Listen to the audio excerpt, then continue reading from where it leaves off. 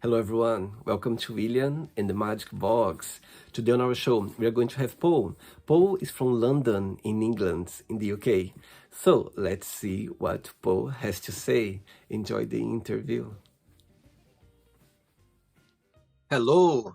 Hello. Hello, Paul. How are you? Hi. How are you? Very well. Thanks so much for taking the time today for the interview. Thank you. You're so welcome. So tell me, how's your day going so far? It's going well. Yeah, it's I've just come back from shooting, had a long day in the studio, so Uh-huh. it's been it's been a really fun day. I've got some very exciting things coming out in September onwards. There's going to be a lot of my work being seen in places. Amazing. So walk me through a little bit about your career. What do you do for work, for living? So I'm a commercial photographer, so work in advertising mainly with sort of personalities, TV celebrities and actors, and yeah, I'm also a theatre director as well.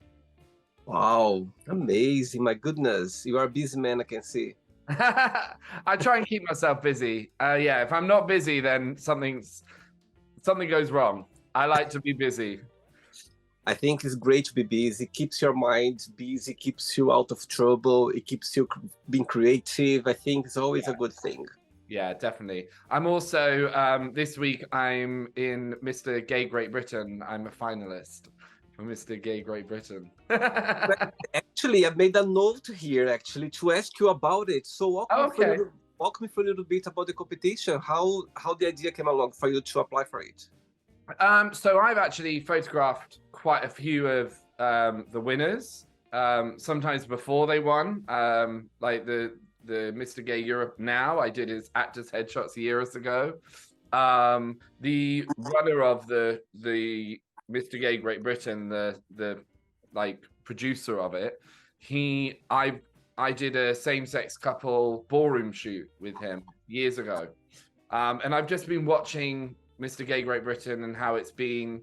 And I really liked this year that it was more about the philanthropy of it all and the charity and the sort of the message behind it rather than the aesthetics. Hence why I entered. Wow. And how long when the competition started? Oh gosh. So we had our first, I would say I was announced April the 1st. They announced it on April the 1st. On April Fool's Day, they announced that I was doing Mr. Gay Great Britain. So we've been going for quite some time with the campaign. Uh-huh. And this week it's the finals. And woo! How are you feeling about it? I'm looking forward to it. I'm looking forward to seeing everyone again. We had like a day where we went up to Alnwick Gardens where Mr. Gay Great Britain's actually being done. And we had a great day. We met all the contestants and we did lots of interviews and things, which you will see on social media and stuff. If you go onto Mr. Gay Great Britain, you'll see all the interviews with me. So yeah, this is the finals. This is like the drag race part. This is like the runway and all of that. So yeah, I've got all my outfits sorted out and they all have a lot of meaning to why I'm wearing them as well. And how many candidates are in the final right now? How many finalists? I think there's 10 of us. 10.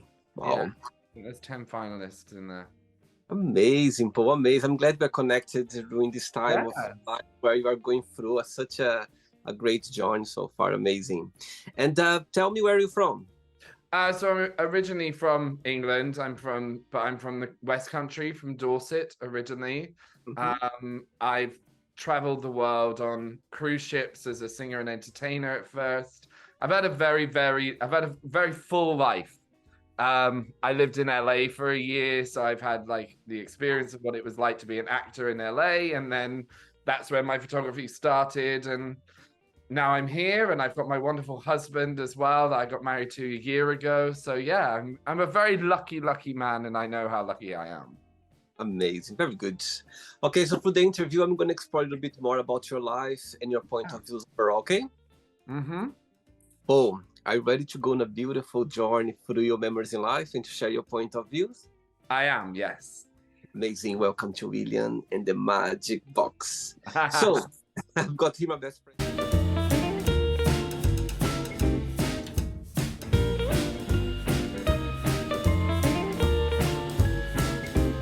Full of random questions. I'm just gonna play a song now, just for us to relax a bit before the first question, okay? Okay. Let's do it.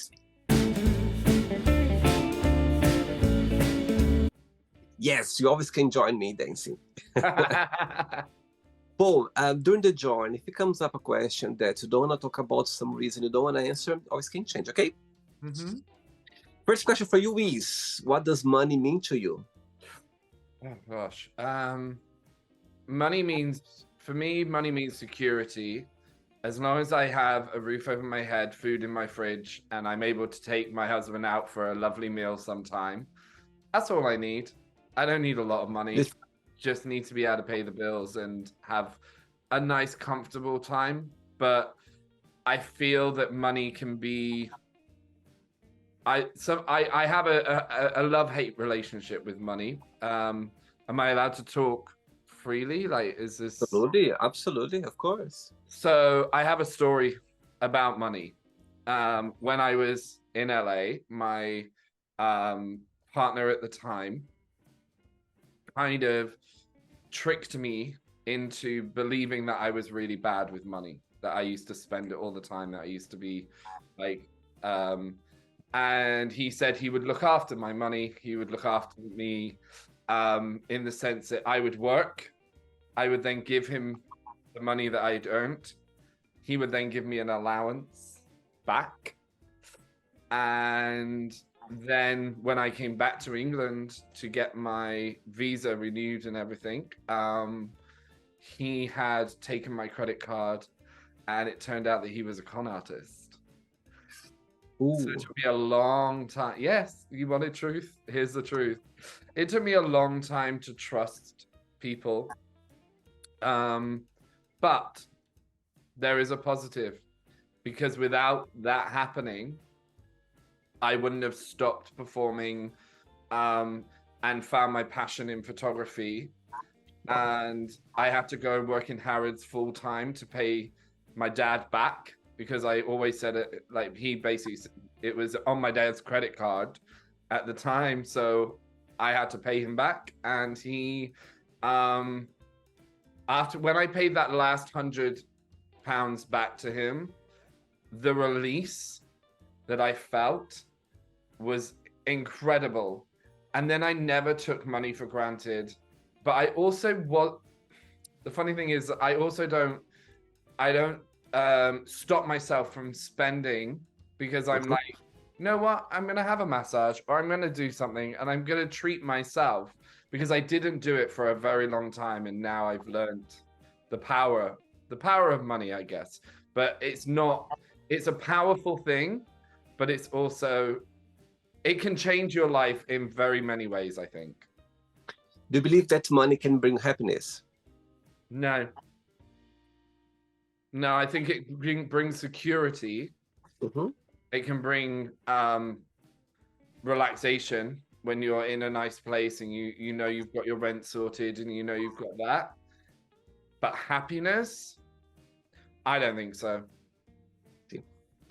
Okay, thanks for sharing your story. And I totally agree with you. I think, you know, those events in life, you know, tragic events, or, you know, when you are facing it, when it's happening, we don't see the message. We just, you know, get ourselves in a very confusing time. But as you said, when the but comes along, you know what I mean? When they say, okay, now I understand it meant to happen. And for sure, you know very well, because now you know how to manage money in a much different way as you knew before. Absolutely. And I think that whole, I pass that on a lot to the students that come in, or if something happens in someone's career, I'm very much like, it's happened now, but you're going to find out in 2-3 years time, you're going to find out why. Absolutely. And after you feel so grateful for it, it's so funny, isn't it, how life put us in that moment where we are lost, and suddenly you go like, oh my God, thank God that happened to me, because I've learned my lesson in a hard way, but Yeah. it did.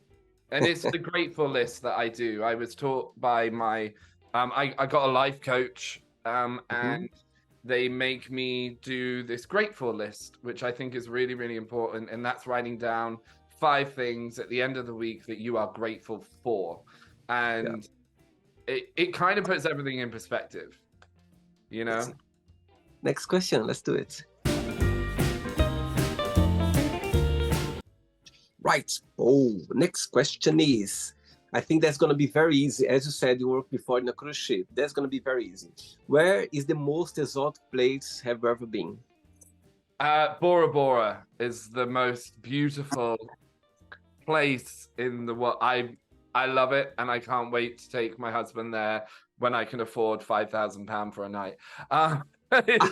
It's so expensive. We looked for our honeymoon, and it is so expensive to go. Wow.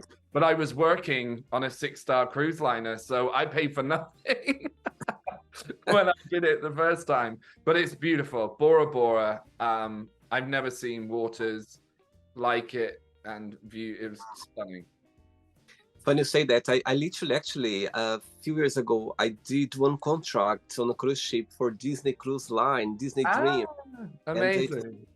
It was one of the best experiences in my life. You know very well how you work hard, but the experience, the places, the people, it's just going through it. You can understand. You know what I mean? No one can explain being on a cruise ship. Yeah, unless you've been on a cruise ship. Totally. It's amazing. Such an amazing experience that it just brings you best memories for sure. It's another world. Good. Next question.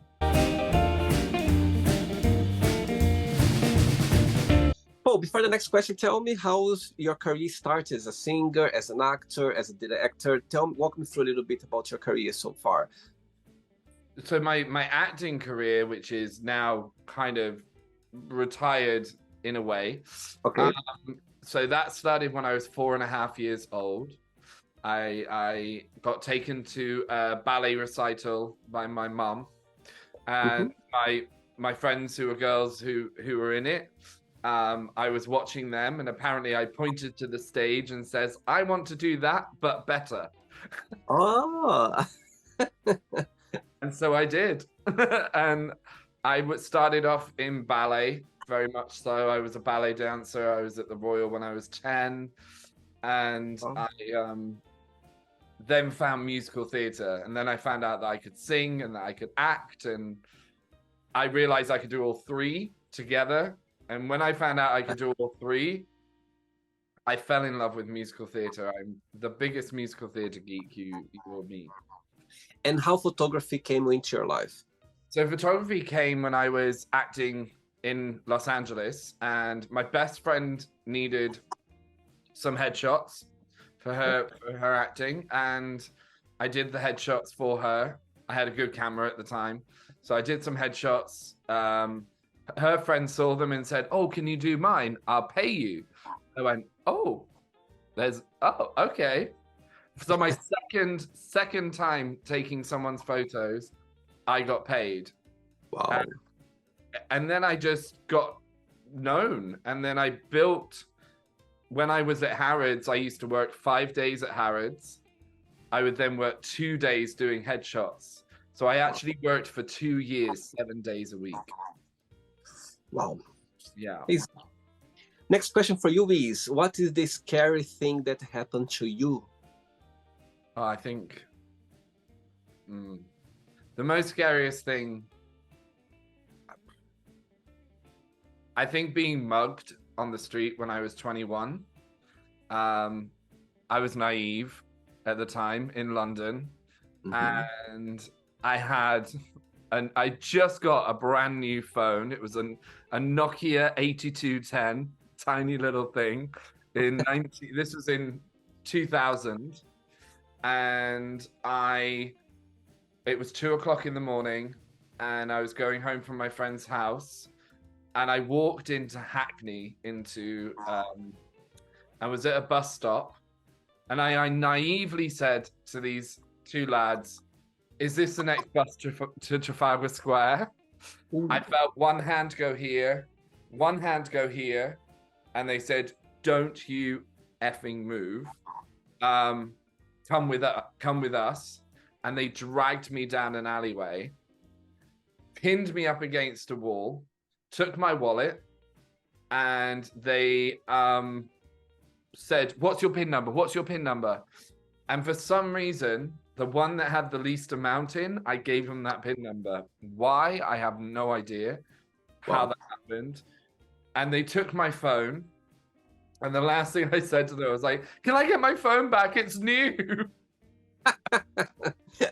And they were like, "No, go the other way." And so so they go the way we talked. So I had to walk up the alleyway, and I went onto this main road and found a phone box. And when I called the police, they actually hung up on me the first time because I was so like shaking. Yeah. And they were like, "Oh, we haven't got time for this." Boom, phone went down. These beautiful sorry, it's a long story. These beautiful Swedish people gave me some money to call the police again, because at that time you have to pay to call the police. There was so then I called the police again. They said, "Okay, we'll send someone down to you. Stay there, we'll be there in 5 minutes." A taxi pulled up across the road and was like, "All right, mate, how's it going? Do you want a lift?" I'm like, No, I'm fine, thank you." And they went, "Wait a minute, I know you. You got in my cab last night and you never paid me." Oh no. And I was like, "I don't know who." He goes, "I'm gonna come over there and get you." So you can imagine the events that happened that night. Wow. And then I got picked up by the police. I had to call my landlady because I was at drama school at the time. I got a taxi home. They paid for that. My parents came and picked me up and took me back to the West Country at 6 o'clock in the morning. Wow. I hadn't slept at all. So I went home and I slept. I got up and I was like in shock. And my mum was like, "You're going to have to, you're like, can you just go and get me some milk and some bread? Just go for a little walk." I got halfway down the street that I grew up in for over 18 years. I've known safe. I got halfway down the street, burst into tears, ran back home, and just said to my mum, "I'm really sorry. I can't do this. I can't do it." Oh. And she's like, "It's okay. It's okay. It's okay." And I was like, "I don't want to leave. I don't want to leave the house." An hour later, I have wanted to be a performer, an actor for a very long time. I was at the best drama school that I wanted to be at. I was so lucky. I said to myself, I was like, "These people are not going to beat me." And so I literally went out the house, didn't tell my mum, went out the house, went down to the newsagents, got some bread, some milk, came back and put it on the table and said, "I want to go back to London." Wow. And they took me back that day. Amazing. And all your family are everywhere. Yeah? And then I ran everywhere for 3 months. In the evening, I never walked. I ran to all of my friends' house because I was so scared. Wow, my goodness. But there you go. Sorry, that was a big story. No, absolutely. I mean, it's just reality. Tell me something. All your family are back in Dorset? Yeah, they're in Dorset and in Winchester. Yeah. And all of your family, they support your career since young age? My family have been absolutely incredible. I didn't have pushy parents. I was the pushy parent. I pushed myself and they allowed me to just be me. And they supported me. They drove me up to London on a Sunday to go to ballet school. Like, they have been absolutely incredible. I think it took my dad a while to get over to the photography side. Mm-hmm. But now I just shot a Sky campaign that has made my brother and my dad very happy because I just shot some footballers that they know. Everyone else is usually TV or gay celebrities. Amazing.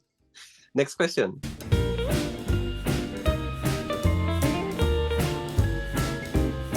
All right. Oh, next question is, what is the funniest gift have you ever received?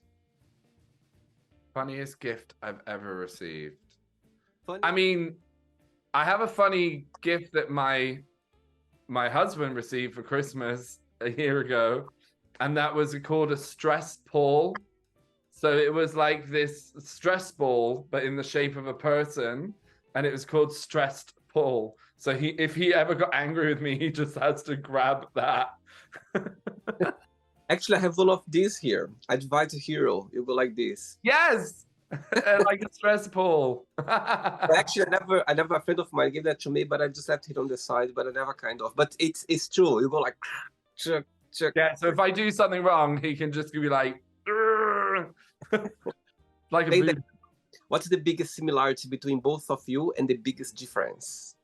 The biggest similarity is that we're both musical theatre fanatics. We love musical theatre. The difference between us is he's like Mrs. Hinch clean, and I'm organized chaos. Again, I like that organized chaos. Creative chaos. That's what I am. Ready for another one? Yeah. Let's do it. Next question.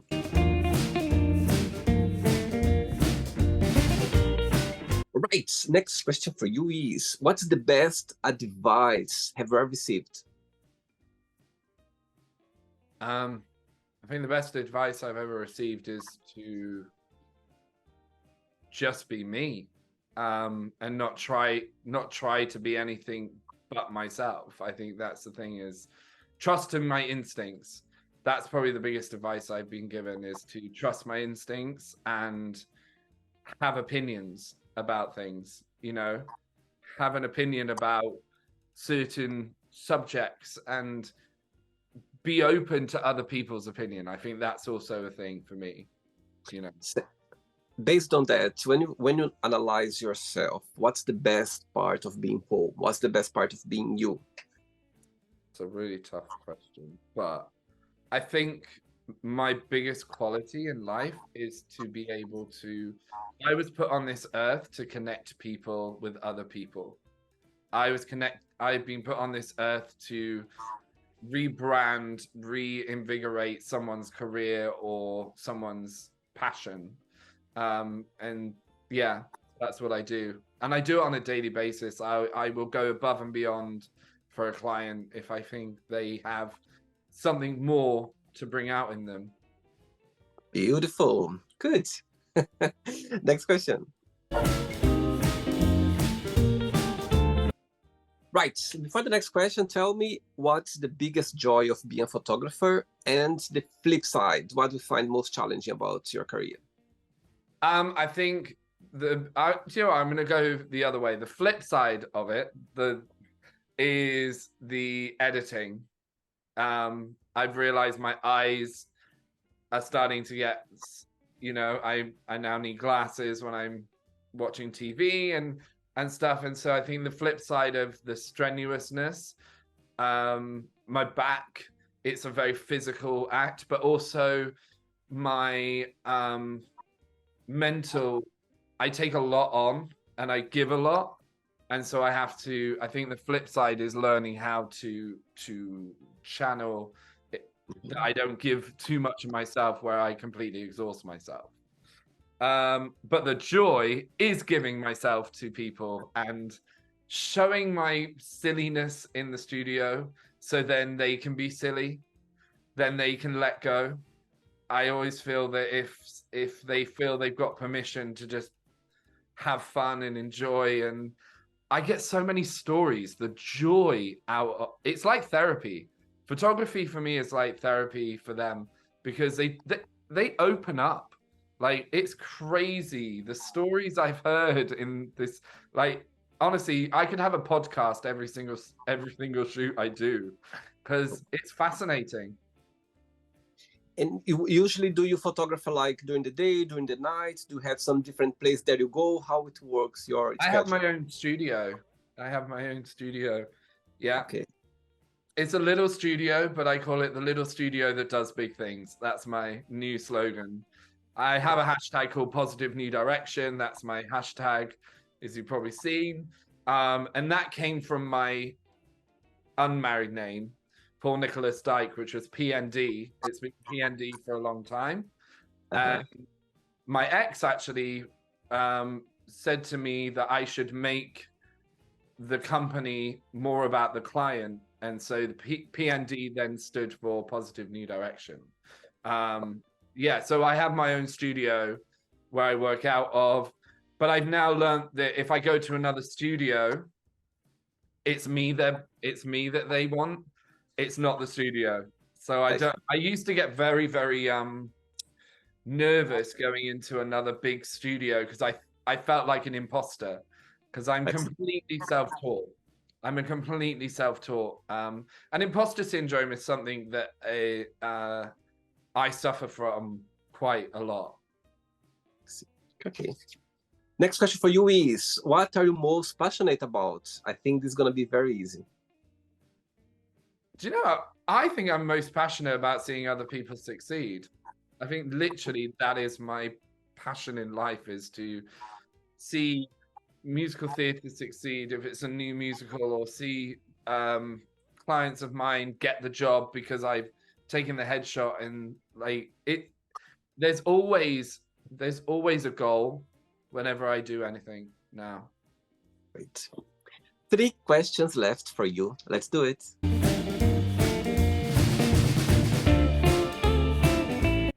Hey, Paul from London. Next question is, what's your idea of a perfect day?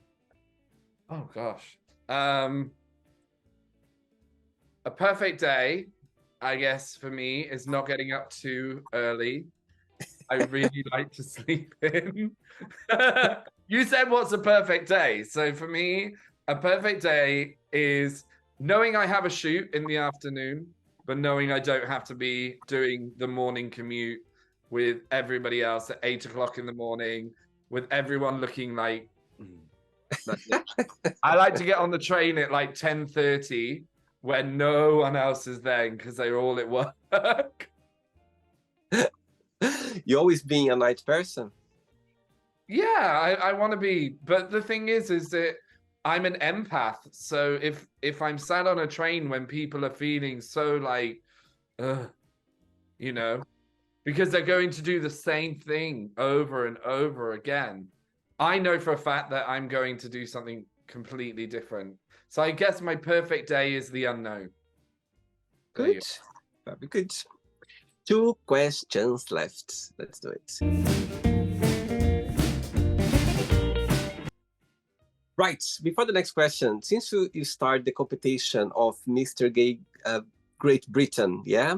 Tell me something positive that you've learned through that journey since we started, something that, you know, you're just always going to remember. I think the biggest thing I've learned is I didn't realize how supportive everyone was going to be, and how like behind me everybody is, and that it's kind of the first thing that people ask me about at the moment, and that's never happened before. So I think that the thing I take from it is it is important, and also I think I might have changed some people's perception on things. I've learned a lot about the trans and non-binary community in the acting world, because that's what I've been standing up for in my campaign and things. I saw the flag on your profile. Yes, I but I did a trans musical theatre concert, and I sang with every single one of them. You can see the trailer on my Insta, and it was really interesting learning about their voices and how they change when they transition, and what is required of a trans vocalist is quite interesting to me. So yeah, I learned a lot. And for you, growing up as a gay boy, did you have the support of your family? How was your experience? I had a lot of support from did I? Yeah, no, I had a lot of support from my family, and they didn't really talk about it a lot, but also I didn't come out until I was 18 years old, until I was at drama school in a place where I felt safe to be myself. But I did have to come out to my parents. I was made to come out to my parents by my landlady. Oh. Mm-hmm. Can you share? Of course, I've shared this before, so it's not a revelation story. So my landlady, this. I've got some stories, I tell you. Um, my landlady at the time, I was 18 years old, and I was just finding out about my sexuality, and I was dating this guy at the age of 18, first sort of ever, and the landlady, everyone knew at college, it was kind of common knowledge and stuff. And the landlady, her sister, who was the other landlady across the road, came into my room, shut the door, locked the door, and asked me outright, was I gay? And I was like, because this is 1999 as well. Like, this is not, this is a long time ago. And we were still in that Section 28. We were still in that place. And so, yeah, I was like, yeah, I think I am. Yes. And she was like, okay, well, why didn't you tell us in the interview when you wanted to stay here? And I was like, I didn't really, I'm just kind of coming to terms with it myself. And she was like, well, do your parents know? And I was like, no, they don't. She went, well, how come the whole fucking college knows about it then? And I was like, I don't. She goes, well, you do realize we're Catholic. And I was like, okay. And she went, well, what you're going to have to do at Christmas is you're going to tell your parents, because if you don't tell your parents, you're not coming back here. Oh my God, that's cruel. Oh. So then I was made to come out to my parents 2 days before Christmas. Merry Christmas! Do you think you're... Yeah, carry on. My mum cried, obviously, I think through lack of knowledge more than anything, that only from what they see on TV and what they've heard more than anything. And now she looks back and goes, if I'd known what I knew now, I probably wouldn't have cried. I probably wouldn't have done that, But my dad was the funniest, because I told him, and he was reading the newspaper at the time, and he just went, oh, okay. And that was it. Wow. Nothing. There was nothing.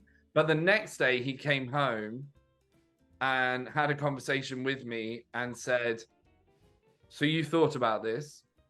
You think you're gay? And I'm like, yeah, I do. And he went, okay, well, I still love you, but have you thought about it properly?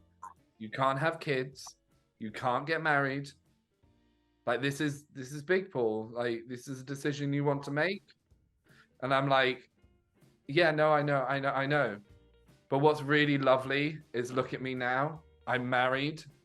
And yes, I could have kids if I wanted to. Yeah. So it's amazing how things have changed since then. But what I didn't realize was how did my dad even know about that without actually having knowledge of it? So actually, that's a real positive thing, right? Absolutely. Thanks for sharing. Thank you, Paul. Okay. Next question for you is, what do you think is a good age to start dating, and why? A good age to start dating? Yeah. Do you know what? I think around, 14. Mm-hmm. I think that's a really nice age. I think you're going through something together at 14 in GCSEs, which means that you have this common sort of thing. I think you start knowing who you are. You might want to date a boy, you might want to date a girl, you might want to date a boy who wants to be a girl, whoever you are attracted to, go on a date and explore and talk. Don't go to the cinema. That's my advice. Do not go to the cinema. Go and talk. Go and do something fun. Because when you go to the cinema, you don't talk. I think it's the worst date or ever. Like, can you imagine? I've done that already myself. Can you imagine? Yeah. I love movies. I love movies. But it's a long time ago. I remember I was chatting with this lovely guy, and he was like, "Oh, let's meet up." I was like, "Absolutely, let's meet up. Let's go to the cinema." He was like, okay, and we were at the cinema. I think when someone says, let's go to the cinema, it's because they actually don't want to talk about themselves. They don't actually want to let you in. It's interesting saying that, because at the time it's just something that I always loved, and I thought I was like, okay, maybe we're gonna enjoy, have a good time in the cinema, but I didn't realize that we wouldn't talk. You know what I mean? Just afterwards, when I said, "Oh, okay, we had a good time," but I realized that we didn't talk. So I mean, I'm talking a long time ago. It happened. I think you've learned with your own mistakes. Let's say. Yeah. I think the second or third date it's fine in cinema, but the first one I totally agree with you. It's not a good option to do it. Yeah. No, I think you go in. I think you go to the cinema on like you said, on a third, a fourth, even a fifth date. Yeah. You know each other, and you can have a laugh. But Yeah. and don't go and see something you really want to go and see, because it's always ruined. Like I always feel like if you're on a date, don't go and see something that you like. I really want to see this, because that person might not like it, and that could then, you know. or the person gonna find very sweet and, oh my god, I would like to go because you love this movie, so I'd like to be by your side. There's always two different sides. There's always two sides to it, definitely. Ready for the last one? Yes. Let's do it. Last question. Oh my god, I'm so brave to be dancing in front of a theater director here. Oh my god. You done your research. Before the last question, Paul, through your career as a photographer, as you know, I can see how much you like, how much you appreciate, how much is your biggest joy. Tell me, and as you said as well about the therapy, like it's like a therapy session. People, they open up with you. People, they trust you. They trust your camera. I think that's the beauty of photography, because people, when they are there, they're trusting you and your camera as well. I think that's the biggest magic of it. Tell me, through your career, like a moment or a situation, through a photo shooting that you're never gonna forget, that you're gonna go like, you know what, that moment always gonna have a special place in my heart. I'm sure you have a lot, but something that you go like, okay, that's something. I will say there's one person that has really I really connected with this person a lot, and that is a celebrity, and that's Craig Revel-Horwood. He actually said I'm him 10 years ago, which was lovely. We had such a connection, and I willed that to happen because I have wanted to shoot with him for a very, very long time. We talked for over 2.5 years on WhatsApp, on Instagram, on everything, just like trying to get a date together. And finally, the stars aligned, and I got him in the studio. And honestly, I'll never forget that moment with him, because he was very honest and opened up. But after the shoot, we went for drinks, but we sat in his Uber for 45 minutes and just talked. And we just talked about life, about how he got into his career and stuff, a little bit like this, a bit like an interview. And I'll never forget that moment, ever. So yeah, that's one of my feathers to my cap, I guess. Amazing. Okay, last question for you is, what is something you always wanted to do but you're scared of?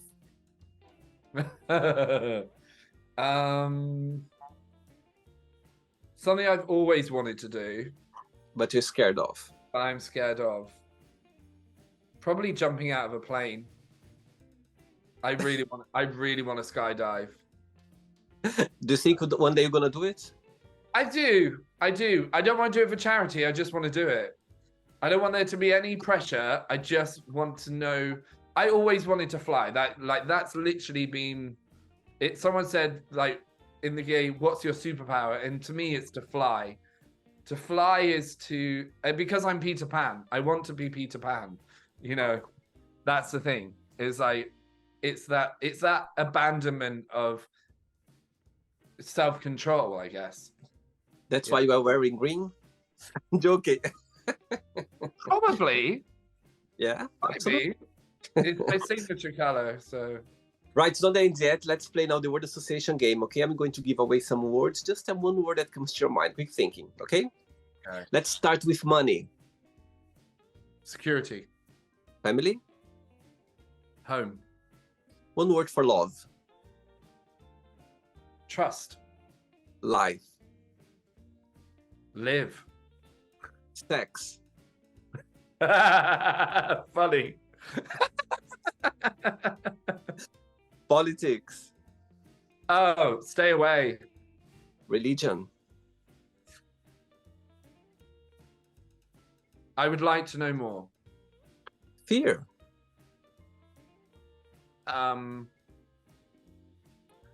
Positive. Friendship. Essential. Desire. Dangerous. It can be. Regret. Shouldn't. None. Success. Lots. Wish. Always. Happiness. Searching. One word for Dorset. Ah, one word for Dorset. Beautiful. One word for London. Hard. England. One word. Possibilities. One word for theater director. Ah, love. And the last one, actually, no. One word for photography. Soul. And the last one now, Mr. Gay Great Britain finalist. One word. Winner. No, I don't know. Let's see. Look, let's pretend now I'm going to meet your lovely partner, your lovely husband for a coffee. And I'm going to ask him, tell me the most beautiful thing about Paul and tell me something that he still needs to work on, to improve on. What he would say. My imposter syndrome is something I have to work on. Believing in myself, believing in my craft and my ability. And one thing he would say about me, I don't take life too seriously and I have fun. Beautiful. Let's play now, Paul, and the magic box, and you can ask me a question. Right. Okay, Paul, you can ask me a question now. Interesting, because we've just met. Yeah, I loved it. I loved it. I had so many guests on the show that we start talking and suddenly go, oh, let's do today or tomorrow. So I love that. I think the question I would like to ask you, what's been your gay experience in London? Great question, actually. I love the question. Look, interesting. I left Brazil when I was 19 years old. I moved to Portugal. I lived in Portugal for 5 years before moving to London. And I can tell you, I think my gay life, like fully gay life, started in London. It's interesting because living in Portugal, it's a country where very, religious and people, they don't talk much about. Nowadays it's much more open, but at the time, like in 2002 when I arrived there, it was a different story. There was no gay bars. There was like very hidden gay bars. So and I was living on my own. I was 19, so I started in a very soft way. But when I arrived in London, there when things like got exposed for me about the gay scene, and that's where I started to explore, understanding myself about the gay, about sexuality, about express myself in such a big city where there are a lot of different tribes, different people expressing themselves, people, a lot of things like being gay in London, where it can be dangerous as well. It can be very attractive. It can be very intense. So I think the gay scene in London, it's like a college where you learn steps, you learn things. It's visible there. And I think people here in London, the gay scene, it's always been very exposed, yeah.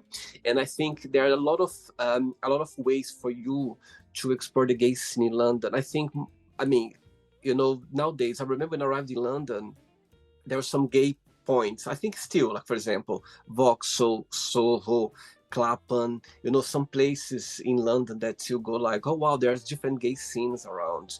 And I think you can always find your tribe there as well. You can always find ways to connect with people, and but the good part of it is, when I look back, it's I could be myself in every different place, like gay scene in London, and I could find my way, connect with people that maybe thought or had a way of expressing themselves being gay, you know what I mean? And I was kind of, let's say, exploring different areas, different places, different ways of being gay in London.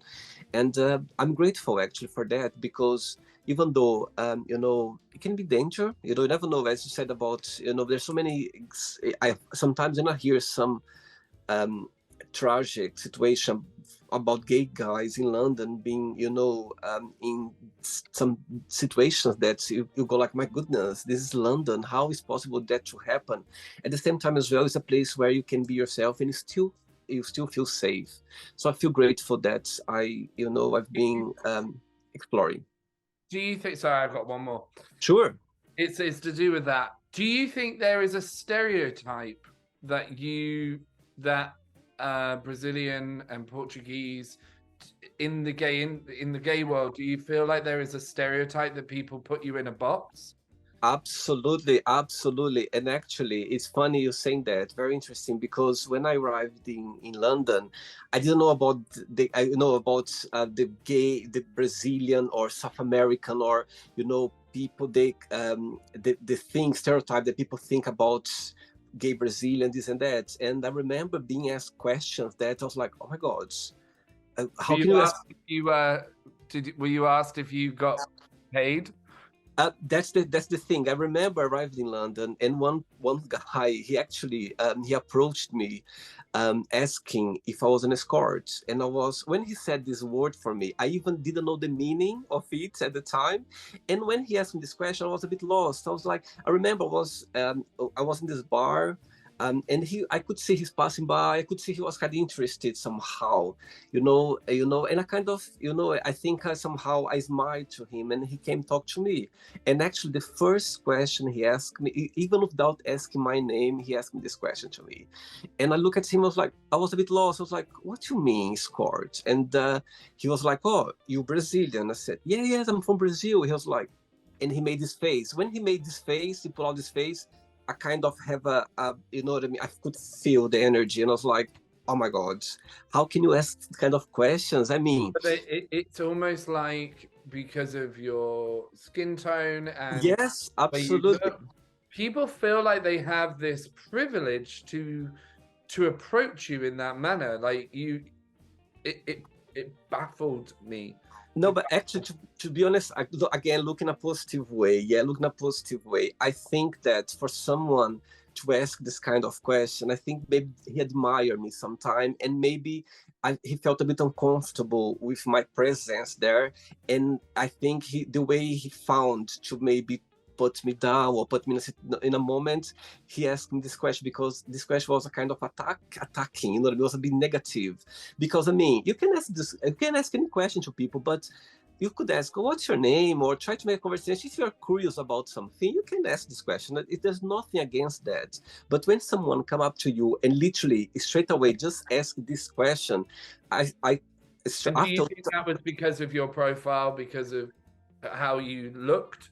I think that's because the way I looked, and that's why I think somehow he felt a bit uncomfortable with myself there. Maybe I was having some attention, maybe they were looking at me for some reason.